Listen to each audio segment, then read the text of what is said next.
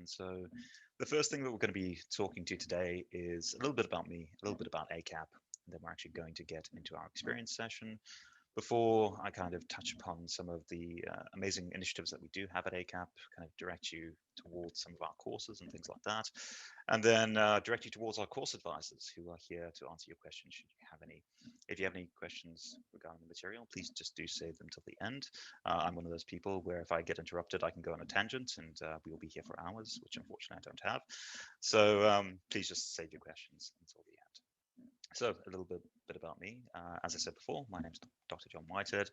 I got my PhD over at Monash University in 2019. I joined ACAP in 2019, and yes, I've thoroughly enjoyed my time here ever since. So a lot of my research focuses upon historically disadvantaged and marginalized groups and populations. For my PhD research, I looked at the customary ways of doing justice in Fiji, the historical mediation ceremonies of the ACAP people, looking at new and innovative ways that we can kind of try and respond to different forms of offending, recognizing that the Western system of criminal justice system in itself has acted as a tool of colonization, and that's kind of what we're going to be talking to today in a much more Australian context. Apart from that, I've done some work for the Youth Corrections Department, just looking at kind of various marginalized population groups in there. Yes, kind of a bit of an all-rounder. And yes, ACAP. ACAP is a very interesting small college, soon to be hopefully a university college. So I've taught at many places. I've taught at Monash, Deakin, I've been around a tiny bit. And something I've noticed is that quite often you have these immense lectures, you have these immense tutorials and things like that, and you don't really get to know the students. At ACAP, we are incredibly lucky that we are much smaller. I know my students by name. I know kind of, how to motivate them. I know about their strengths, their weaknesses. I know when kind of, something's going wrong, and I can point them in the direction of actually trying to support them as much as possible. I have to say, we are very lucky at ACAP that we do have such small classes, and quite often we have some really, really exceptional students. Yes, I hope to see you in some of my classes in future. Apart from that, yes, that's just pretty much the standard kind of overview, and I'm sure that you're much more excited to get into kind of the nitty gritty of actually doing customary justice in itself.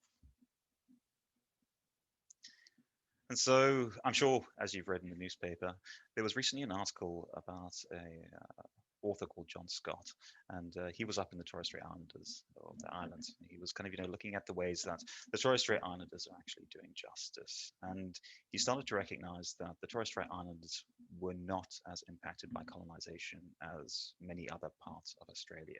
This is, of course, recognizing there are distinct groups and populations of Indigenous peoples across Australia, and these are all distinct communities. They have their own distinct traditions, their own distinct ways of doing justice, all of that.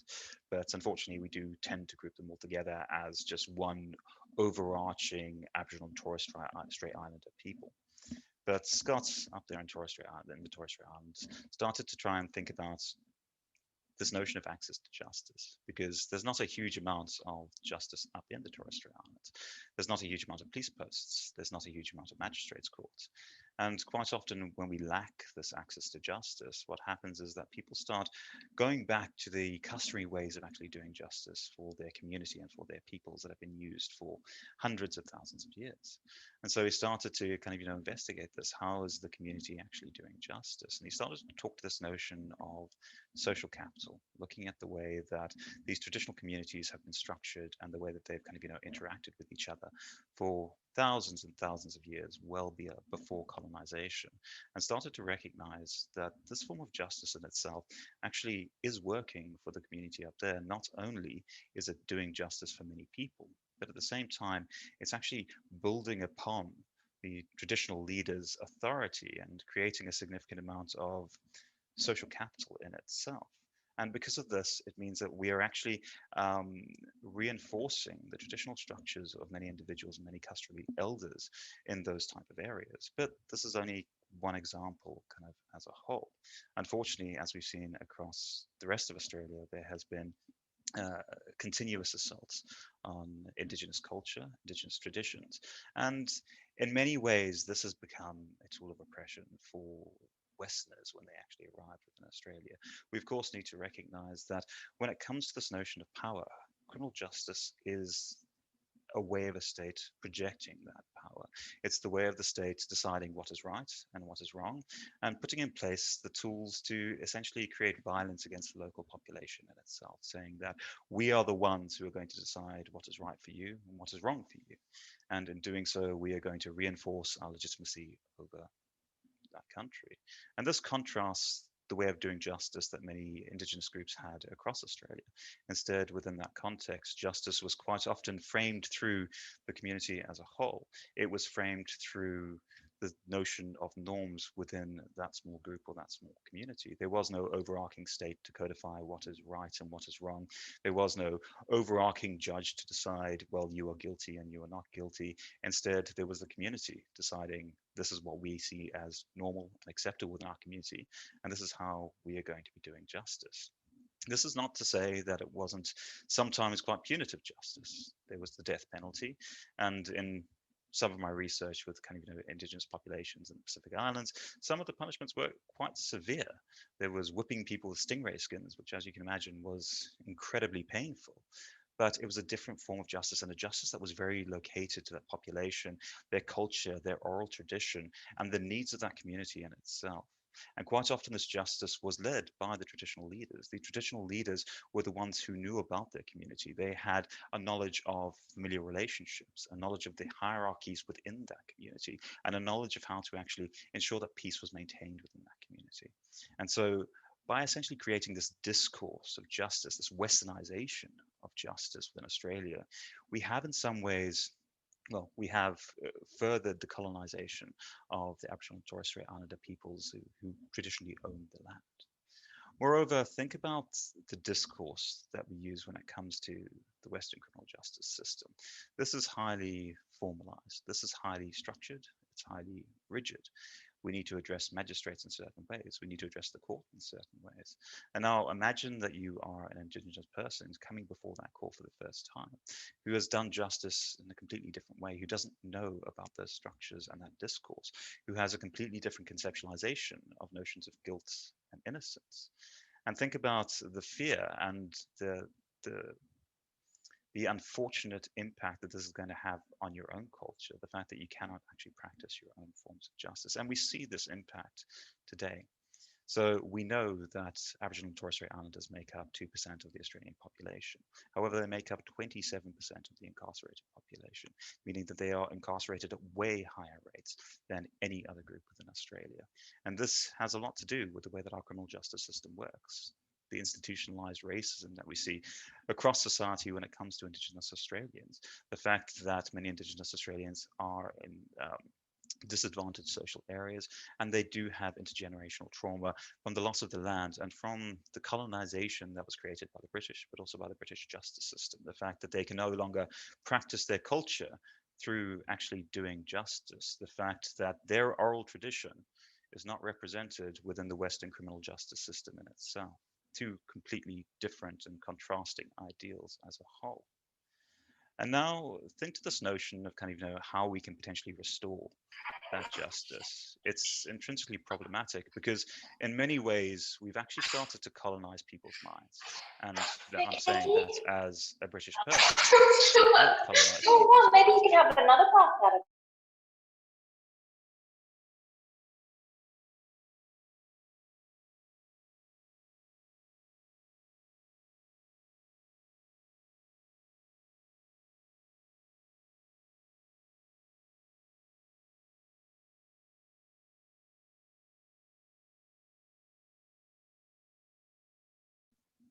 Apologies, I think there was just a slight problem with Zoom. This is just the reality of working from home. So that is not my lovely office there in the background. So I was just talking to this idea of the colonization of the mind, and think about the type of media that you're actually engaging with. Think about that, how that potentially impacts the way that you think and the way that you act, and recognize that our perceptions of the criminal justice system are a form of colonization. We have intrinsically created a belief that the Western criminal justice system is the only way to actually do justice. And all other forms of justice, these customary justice systems, other systems such as restorative justice that we'll speak to a little bit later, are intrinsically flawed, that they are the soft option, and they are not justice because they do not fit our westernized model. And many Western people hold this belief, but at the same time, we further need to, of course, recognize that many indigenous people have been colonized in such a way, and it's intrinsically problematic in itself. Um, so we do, of course, need to reframe the way that we're actually thinking about doing justice kind of as a whole. And so what impacts actually doing justice in indigenous communities kind of as a whole? And here we need to think about the nature of indigenous communities, how they have been stripped of their traditional ownership of the land and moved into areas that potentially do not have the resources that many of the westernized areas of Australia do have. And so there can be a significant lack of access to police posts. There can be a significant lack of access to magistrates and courts. There can be a significant lack of access to just minor things that we take for granted every day as we're living in Melbourne or Sydney. And this makes this process of actually even trying to gain justice, even westernized justice, so intrinsically difficult and so intrinsically kind of problematic.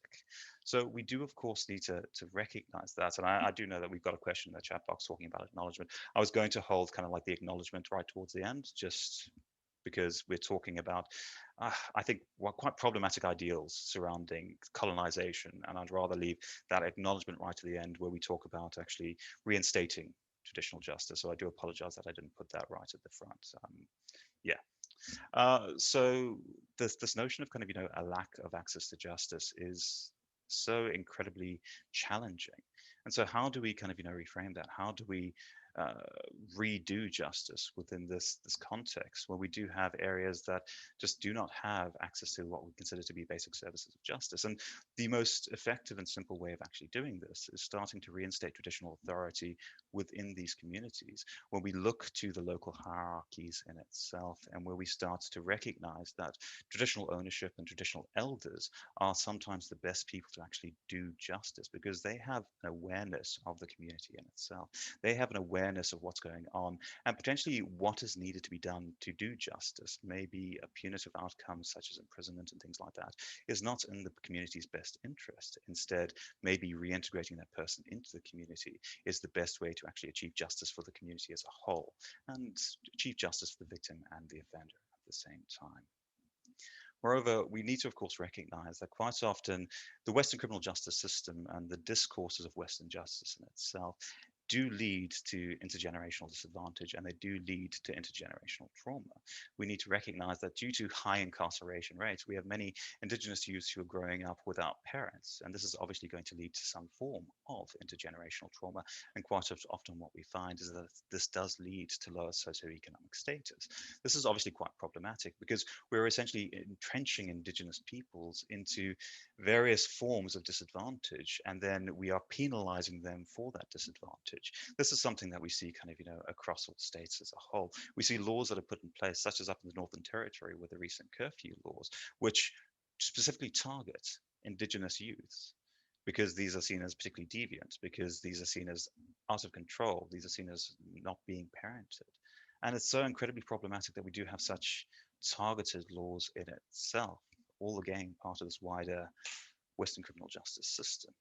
So possibly the best way to start actually restoring justice as a whole is to really recognize that traditional leaders have so much social capital within that community and that we can actually start to build upon that social capital in itself. And we do try and integrate various Indigenous justice models into our Australian criminal justice system. We have tried to be better. Unfortunately, this is not always the case. We only have to recognise that even the recommendations from the Royal Commission into Aboriginal Deaths in Custody have not really been put into place. It was only the death of Tanya Day that really started to focus those recommendations, and we really started to see meaningful change, at least within a Victorian context.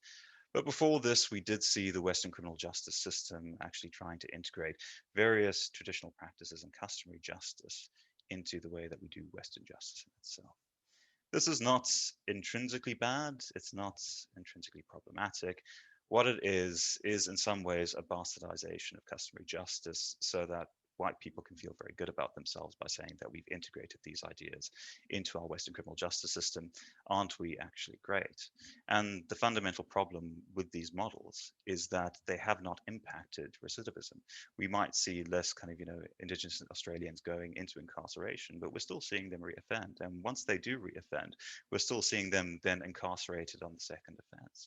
So they're not really doing their job of actually trying to ensure that we are diverting people away from the criminal justice system, particularly those people who have been historically stigmatized within our society and historically marginalized within our society. And so, for example, we have the Curry Court within Victoria. The Curry Court is quite a good idea.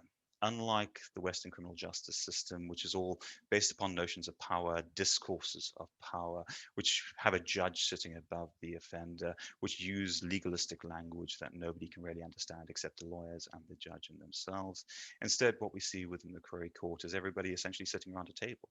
We see the inclusion of traditional elders who can help to contextualize actually what's going on in the community and say, well, yeah, they did offend, but at the same time, let's of course recognize that these are the problems in this community. Maybe there is a problem with kind of, socioeconomic disadvantage that has not been addressed, and that's forcing people to offend.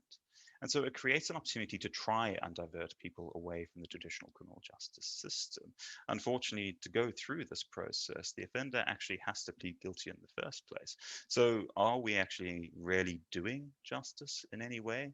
There's no kind of, fact finding. There's no real discussion about the offense in itself. This is just a sentencing process. And given that this is just a sentencing process, can we actually call that justice?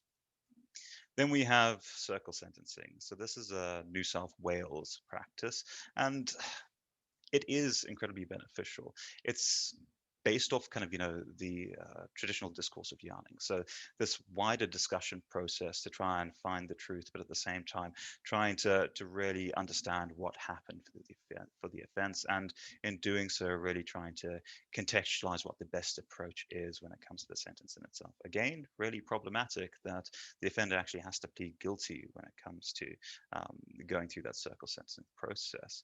Moreover, what's quite problematic is that the circle sentencing, the model is not Australian. This is a model that was developed for the First Nations people in Canada, and it was then taken from there and essentially utilized in New South Wales. And so even though we are trying to do better justice, even though we are including community elders, we are including support people, sometimes we do seem to steal ideas from other Indigenous peoples. This is just the narrative of the Western person is stealing ideas and trying to operationalize them on a different group, and that might not be the most effective ways to do things. Moreover, when it comes to both of these courts, particularly the Curry Court, this is not for any type of gendered offence. It's not for any type of indictable offence. Instead, these are for your summary offences. And so those individuals who are convicted of indictable offences, those individuals who are charged with indictable offences, don't have the option to go through some form of customary justice in itself. So we are trying to utilize customary justice. So I'm going to put little air quotes surrounding that. But are we actually doing it? Instead, what I think we're doing is we're using a bastardized version of customary justice. We are taking customary ideals and we are essentially trying to integrate them into the westernized criminal justice system and saying, look at what we are doing. Maybe this is enough. When we're not really giving autonomy to many Indigenous communities, we're not really giving them the space to actually do justice through their own customs and their own traditional structures and their own traditional hierarchies. Instead, we are again trying to colonize Indigenous culture, and we are doing it through trying to colonize their Indigenous justice system, through trying to essentially incorporate this into doing Western criminal justice. And that in itself is intrinsically wrong, because it means what we are trying to essentially put our own spin on Indigenous justice and not recognizing the inherent benefits of having the Indigenous community actually doing justice for themselves, where they know what's going on in the community. They have their own social norms, which may be completely different to the Australian federal government, which may be completely different to the state government. Instead, they have a firm knowledge of what is acceptable in their community and what is not acceptable in their community, and they are the best ones then to actually respond to that. And so maybe we need to kind of start thinking about the positionality of Aboriginal and Torres Strait Islanders within Australian society in itself. Maybe we can pull upon other countries to try and think about ways that we can potentially start doing better justice for many of the community members that we have here in Australia. And for this example, I'd like to pull upon Navajo peacemaking. Navajo peacemaking in itself is an absolutely brilliant idea, and it is fundamentally based off the significant amount of trauma that many of the Navajo individuals experienced through colonization. Some horrendous things occurred: the Trail of Tears, the reservation system initially, which was essentially a way to put Navajo communities into very small plots of land that had very little access to services. But alongside this reservation program came a significant amount of independence for various Navajo tribal governments to actually start laying down their own laws within their own communities. They could start collecting taxes from their own peoples. They could start making laws that sometimes contradicted with the local state law in itself. And they could actually start doing justice, Navajo justice, completely excluding the Western traditional criminal justice system, essentially saying that we are going to be doing our own form of justice. And this took the form of Navajo peacemaking. I think Navajo peacemaking, one of the best things about this is that the Navajo, much like many communities in Australia, much like many Aboriginal communities, have an intrinsically strong oral tradition. And this oral tradition is so incredibly useful when it comes to trying to understand offending and trying to respond to offending in itself. It further engages with these traditional elders, making sure that they are fundamental to the entire process and completely excludes the Western criminal justice system. The Western criminal justice system can refer people to a Navajo peacemaking court, but otherwise, the victim, the offender, the wider community can all come and say, I believe that a crime has been done. We need to address this as a community, and it is your role as an elder to actually address that. And these elders are democratically selected by the community. These are people that the community actually trusts to engage in that justice practice. And it's absolutely so amazing. There's no limits on the type of offences that it's going to be, that it does look at. They go all the way up to gendered violence offences. And the mediator or the traditional elder will start to chart the offence through traditional Navajo creation myths, highlighting where the offender actually went wrong according to these myths, and then tying them back into the community by reinforcing that notion of culture and that notion of identity of being a Navajo individual in itself, all through this oral tradition. And it's absolutely so fantastic that we can have this independent criminal justice system operating, this customary way of doing justice operating that doesn't require the Western criminal justice system to come and essentially be a part of it, to colonize it in itself. And while there are problems with this model, well, we are starting to see that as Indigenous peoples, as they do across the world, do kind of, well, are becoming more and more westernized. At the same time, we of course need to recognize that this fact that we can actually use customary justice in itself can be so intrinsically beneficial as a whole. So actually, we've got a really good. I will answer that question before I get kind of off topic, because that MacBook Air, that is a very good question. I'll respond to that right at the end. Another potential way of actually doing justice is through the utilization of restorative justice. Restorative justice is a paradigm that was created by white Westerners. It was created by an American scholar called Zare, and it was created by an Australian scholar called Braithwaite. And so when we think about restorative justice, we reject the paradigms that are actually put forward by the traditional criminal justice system, that justice needs to be adversarial, that we need to have two people actually arguing against each other. We also reject the notion that state actually has to be a party to justice at all. Instead, what we see is that crime is a violation of relationships. It's a violation of the relationships between the victim, the offender, and the community in itself, because we need to, of course, remember that crime creates impact on the community. It creates community fear.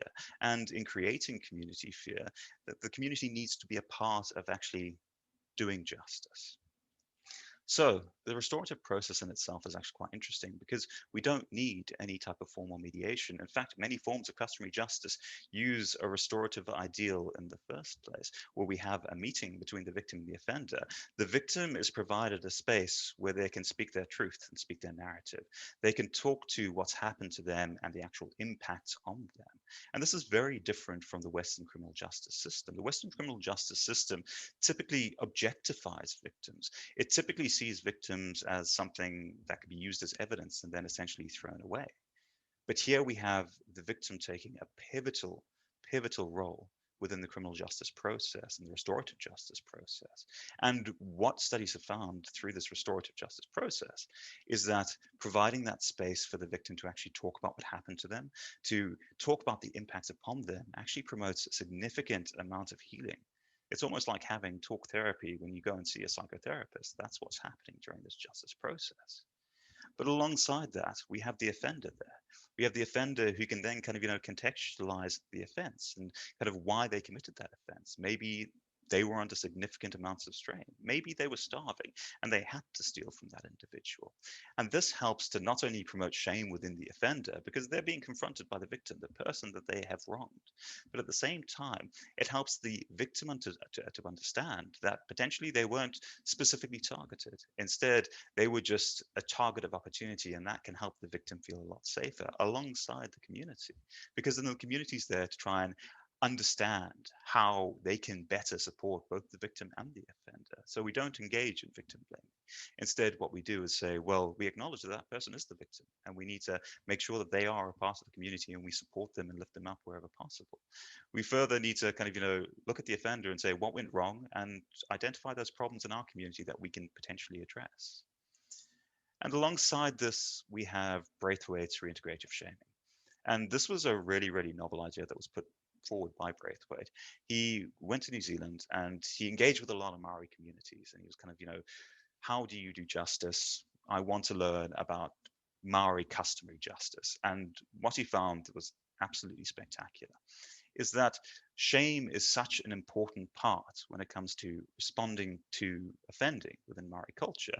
And he created an entire paradigm surrounding this called reintegrative shaming, where he recognizes that there are different forms of shame, and shame is very located to the culture and the population in itself.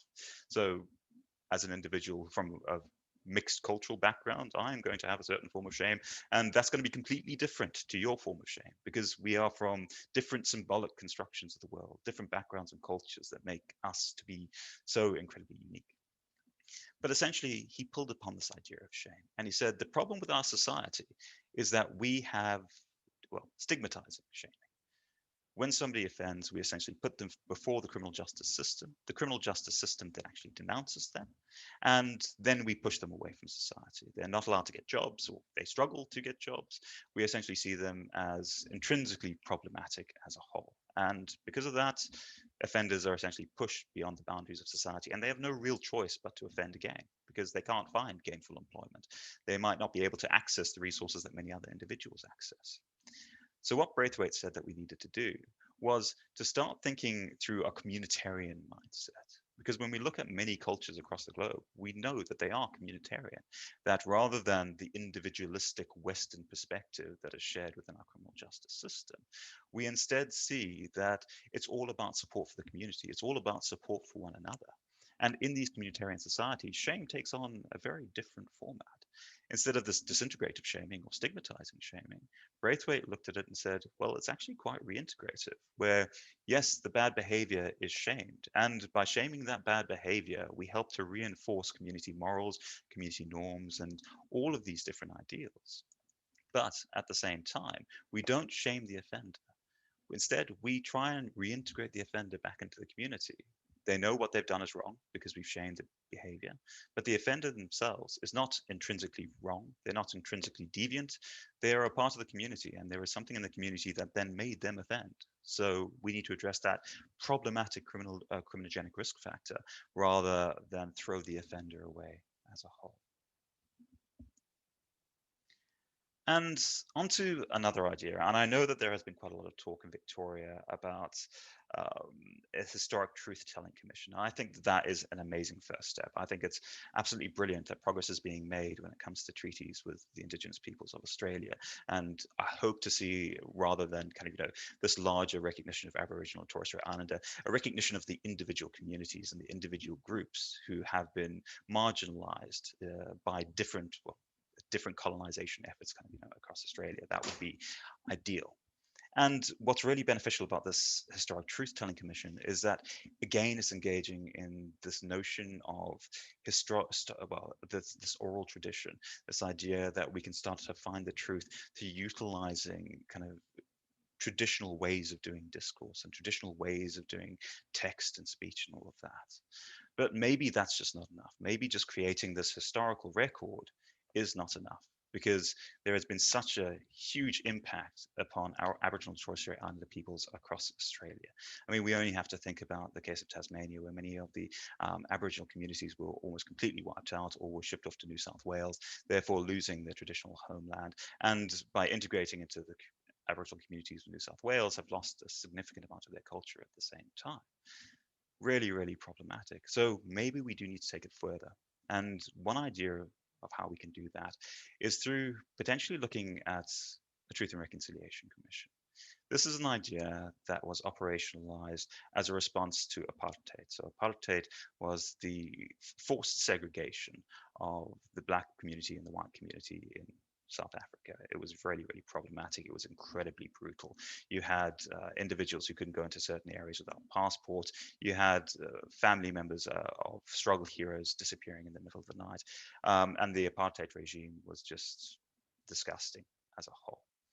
And so once the apartheid regime fell, they kind of thought, well, how do we actually think about responding to these awful atrocities, this loss of culture, because there were acts forcing the teaching of Afrikaans rather than the utilization of Xhosa or Zulu or anything like that? How do we start to acknowledge and keep a record of what's happened, but also try and bring about some sense of healing and some sense of justice? And the way that this was framed was through a Truth and Reconciliation Commission. And this engaged with traditional Zulu practices, this idea of Ubuntu, this idea that a person can only be a person because they are part of a wider community in itself.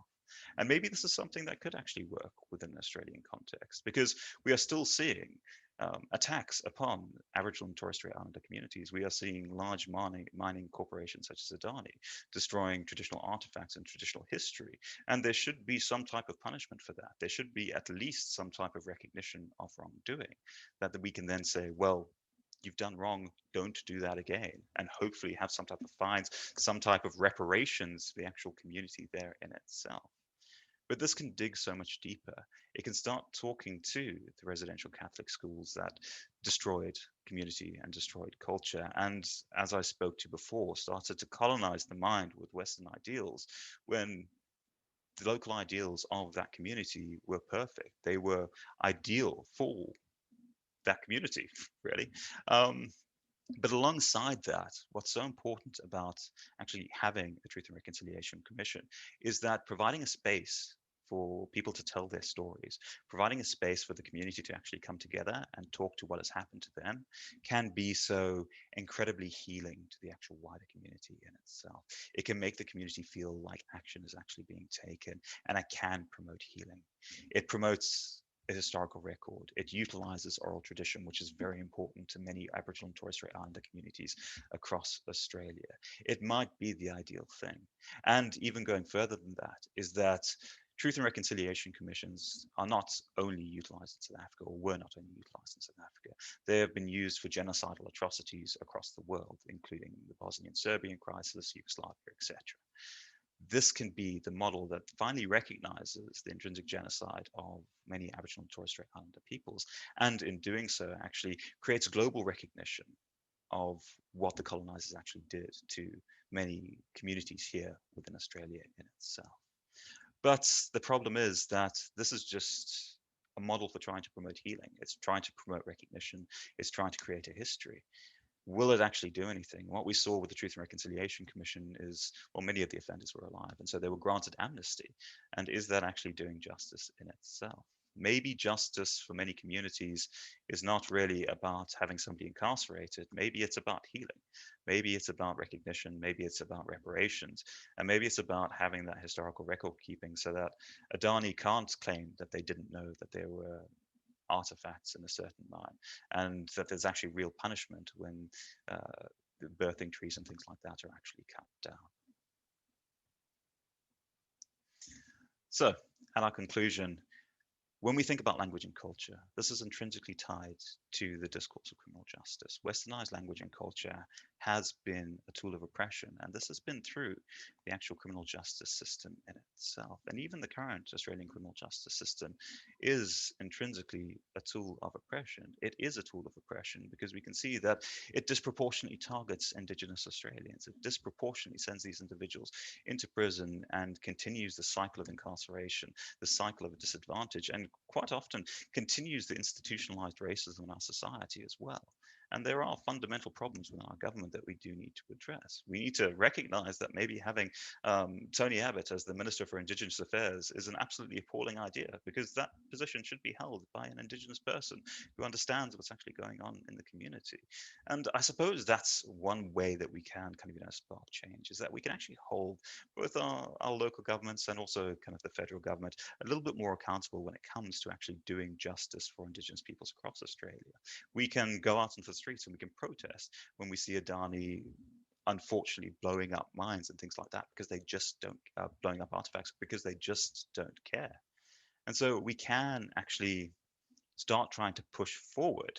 And MacBook Air kind of, jumping into the chat again, and a treaty. A treaty would be ideal. And as I said before, it would be lovely to actually see a treaty not just with this overarching notion of Aboriginal and Torres Strait Islander, but to acknowledge difference within each community of Aboriginal Australians. And in doing so, bringing together this notion that there is difference, that there are unique customs, that there's unique culture, there is unique traditions and religious icons and things like that, that make them so intrinsically unique that they cannot always be grouped together, and that we are doing a massive disservice to many communities by essentially trying to group them all together. United, it's absolutely brilliant because it gives so many people a voice, but we still need to recognize that minute difference that makes these communities so incredibly special. And in many ways, many of these traditions, these customs, these kind of religious structures and things like that, these fundamentally contribute towards how Indigenous communities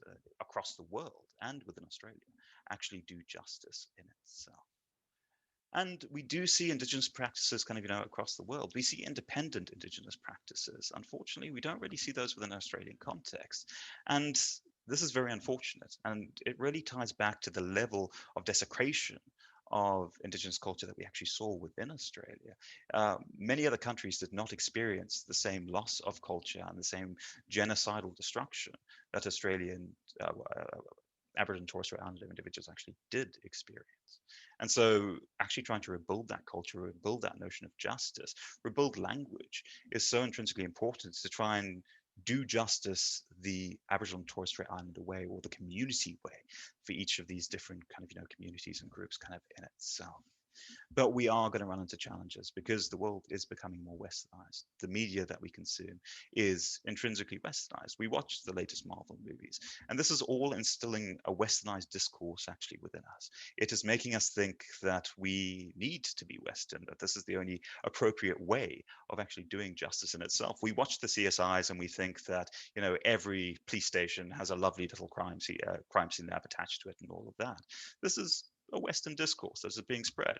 And unfortunately, at the moment, there's no intrinsically right way to try and fight back against that. This is just a notion that we have to contend with, that the world is becoming much more homogenized. We are all starting to take on Western ideals and things like that. And yes, that's the way the world is, unfortunately.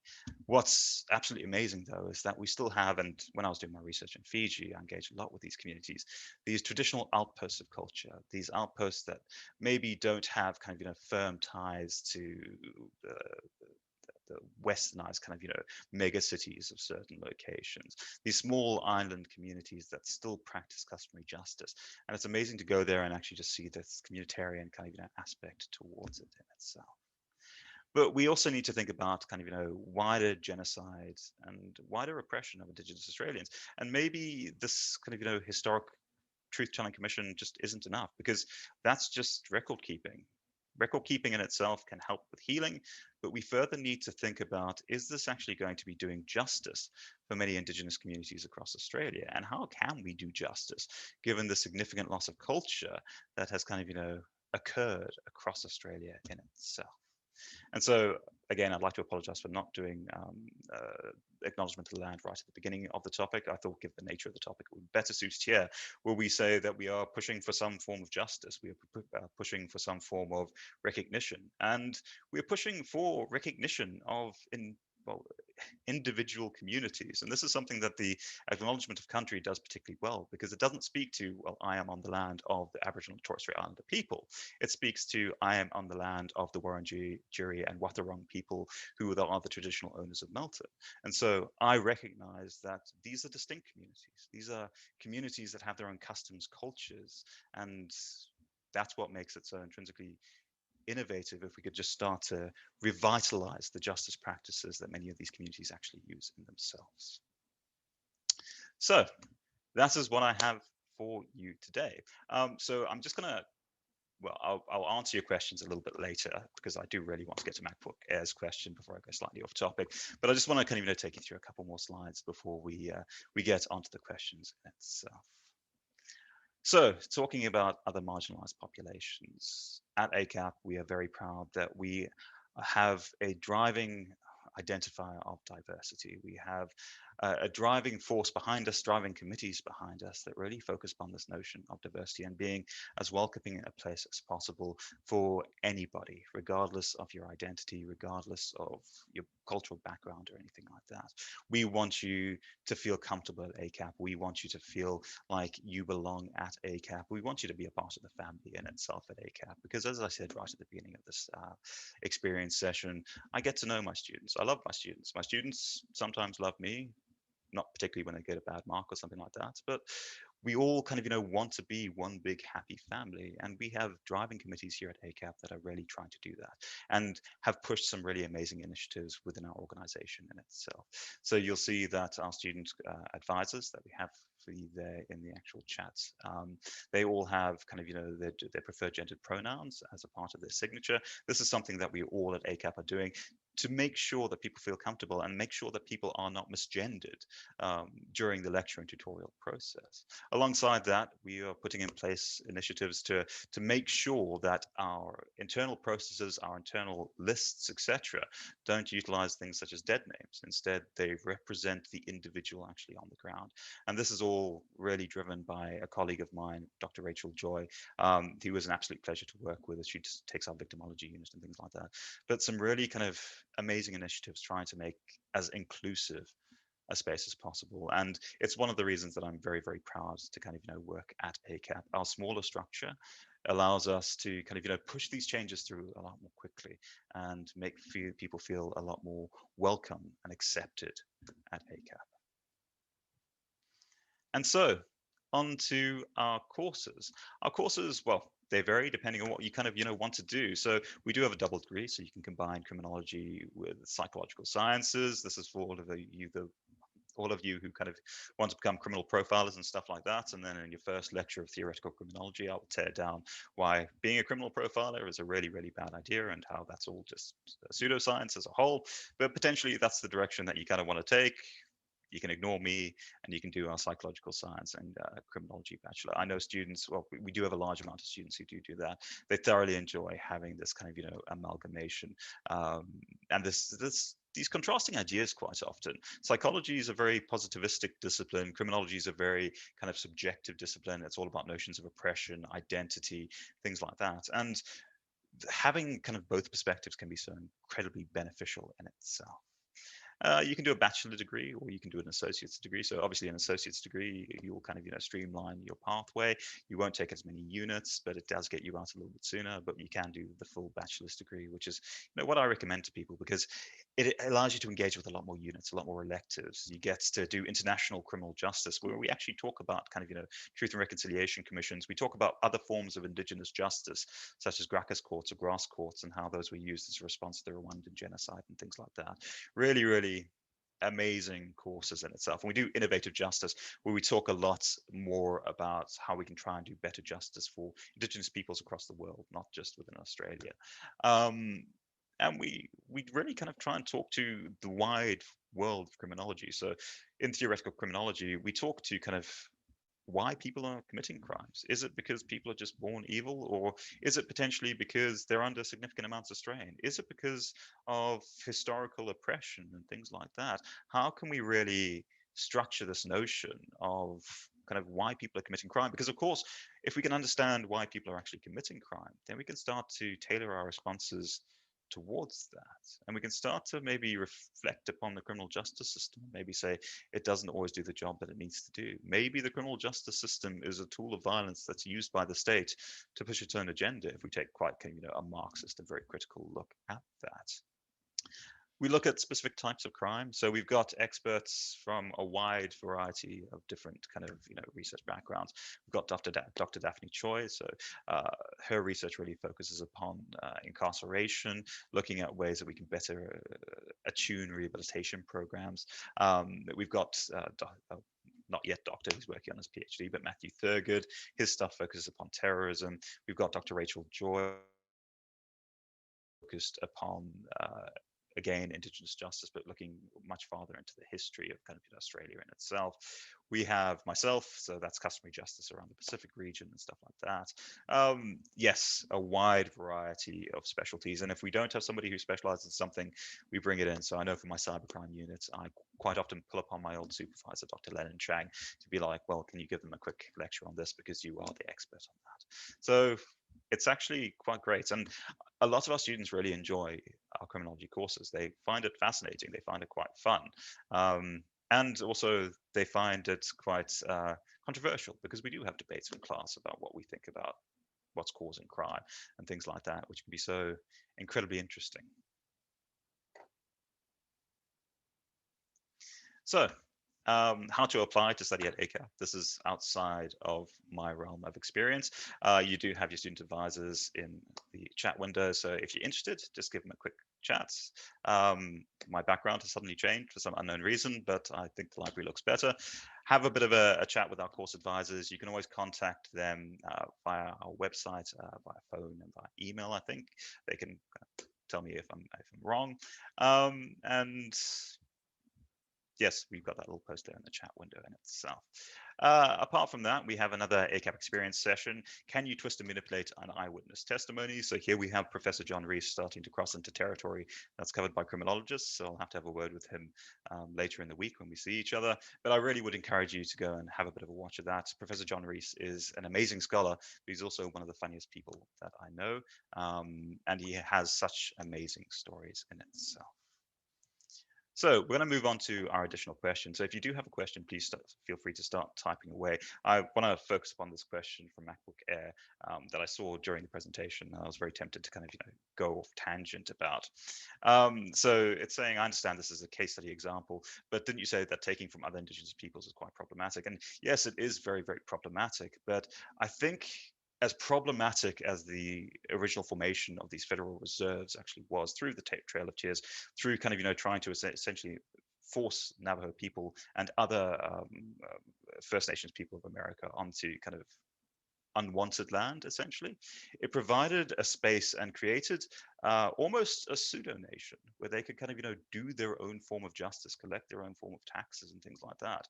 So maybe not the intrinsic justice practice in itself, but maybe this idea of actually creating small Aboriginal and Torres Strait Islander nations actually within Australia, and giving them a lot more autonomy about actually how they can do justice for their own community within those areas, and ideally making sure that we place those areas on the land that was historically stolen from those groups as a whole.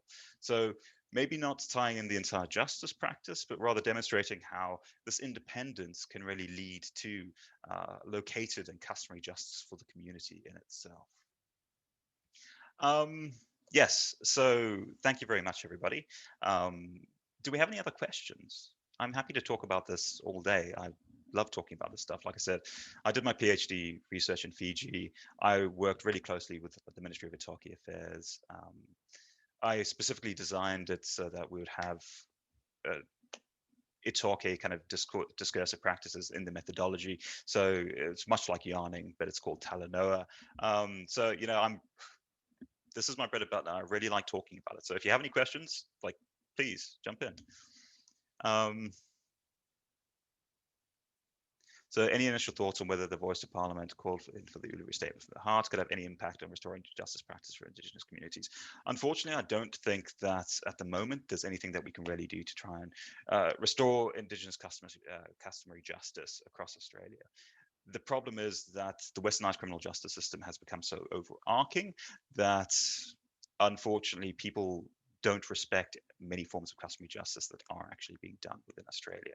Quite often, the narrative when it comes to the Curie courts and circle sentencing, and recognize that these are still within the Western criminal justice system, these are offenders who have actually pled guilty.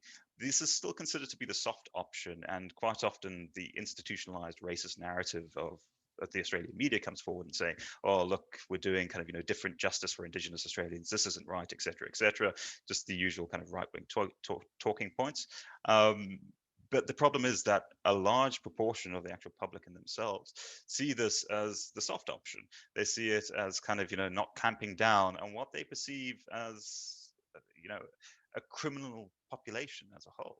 And I think in a way this has a lot to do with the actual wider reporting on kind of crimes committed by Aboriginal and Torres Strait Islander individuals, and this is quite a problem up in the Northern Territory as a whole, where there's a significant focus upon notions of kind of aboriginality rather than notions of just being youth. We know from criminological theory that youths are going to push the boundaries. That's how they test society and laws and things like that. This is how they make their place in the world, by saying, well, I'm going to try and push a little bit hard there, and if society reacts, that means that I can't do it. If society doesn't react, well, then that's perfectly fine. Then I can do it. Um, so, but there's always the wider discussion about race rather than about children being children, and the fact that we have people here in Victoria who are young stealing cars that are Australian. We know that Australians commit the vast majority of crimes because other immigrant groups and other populations are on visas and stuff like that. But it's just the wider kind of racist narrative that we quite often see within Australian media, and the political discourse as a whole too is quite challenging. um, so Claudia saying, I loved your presentation, gave me hope for a better world for Indigenous peoples, but at the same time, scared how we could bring this conversation to public, since with respect to Australia can be a really racist country. With this course, which fields of jobs can we work at, and how can we help to change the system for Indigenous peoples? And I think, that's a really, really interesting question, because there's so many different jobs that you can go out and do with a criminology degree. We don't have a profession like psychology or anything like that, which you are just automatically streamlined into. We are a social science. We teach you the tools to think critically about things, and then we let you go into the world and say, well, this is what I want to change. And so you can go and work for kind of activist groups. You can go and work with charities. You can even go into the police force, and you can be an agent of change from the inside. Talking about Braithwaite as we have in this experience session, Braithwaite talks about this notion of regulatory self-enforcement.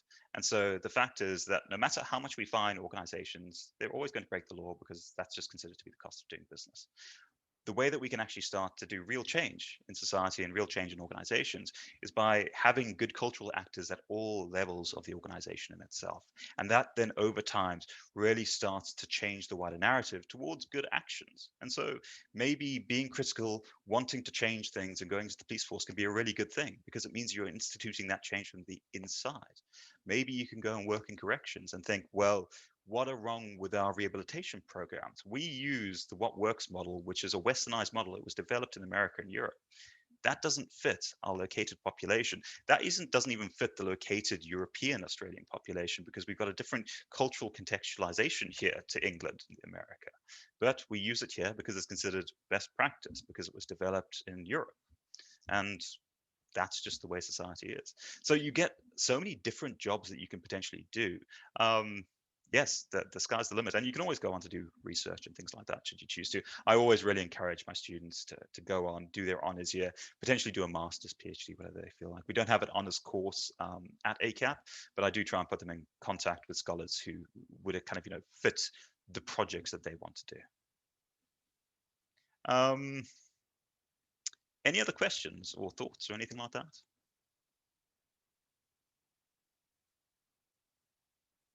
No? Um, well, I suppose in that case, it has been an absolute pleasure presenting to you. Thank you for listening to me. Thank you for taking the time. I know that many of you are busy. I know that many of you have competing obligations and things like that. But I think, the most important thing about coming to this session is this fact of a will to be interested, a will to explore, a will to think about the world in different ways, and a will to kind of have this lifelong education, which is what, at least within the criminology department, we try to instill. We try to instill this discussion of always kind of questioning why things are happening and things like that. And if that's kind of what you want to have, then well, you've taken a very good first step by joining us here, and I hope to see you in my classes when the next trimester starts. So reach out to us, have a bit of a chat to our course advisors, and apart from that, thank you very much, everyone.